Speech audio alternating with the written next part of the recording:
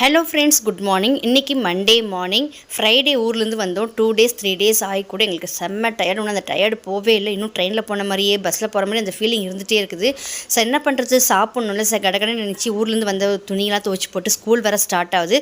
So பேக்கெல்லாம் wash பண்ணி எடுத்துக்கொண்டு போய் மேலே போட்டுட்டு கடகடன்னு ஒரு சூப்பராக பீன்ஸ் சாம்பார் வச்சு தோசை போட்டு காலையில் டிஃபன் வேலையை கம்ப்ளீட் பண்ணிட்டேன். பசங்க வந்து லஞ்சுக்கு இதே வச்சுருவாங்கன்னு பார்த்தா வேணாம்மா, எங்களுக்கு பீன்ஸ் சாம்பார் போர்டு வச்சு போச்சு, தோசையில் சாப்பிட்டு எங்களுக்கு வந்து தக்காளி சாதமும் காலிஃப்ளவர் ஃப்ரையும் பண்ணி கொடுமான்னு கேட்டாங்க. ஸோ கடகடன்னு ஒரு சூப்பராக தக்காளி சாதம் பண்ணிவிட்டு அதுக்கு காலிஃப்ளவர் 65 மாதிரி பண்ணிவிட்டேன். சூப்பராக இருந்தது. ரொம்ப நாள் கழிச்சு என் கையில் சாப்பிட்றாங்க. ஒரு 15 டேஸ் பக்கமாக அம்மா செஞ்சு சாப்பிட்டாங்க. ஸோ ரொம்ப 15 டேஸ் கழிச்சு நீ செஞ்சு கொடுமான்னு கேட்டாங்க. ஸோ சூப்பராக தக்காளி சாதம் சுட மலைக்கிறதுக்கும் செம்மையாக சூப்பராக தக்காளி சாதம் தாளிச்சிட்டு அதுக்கு வந்து காலிஃப்ளவர் 65 பண்ணி கொடுத்தேன். பசங்க சாப்பிட்டு பெட்டுக்கு போயிட்டாங்க. ஒரு 3 நாளாக தூங்கி தாங்க எழுந்திக்கிறாங்க. என்ன பண்ணுறது, டயர்டு ஒன்றும் போகவே இல்லை.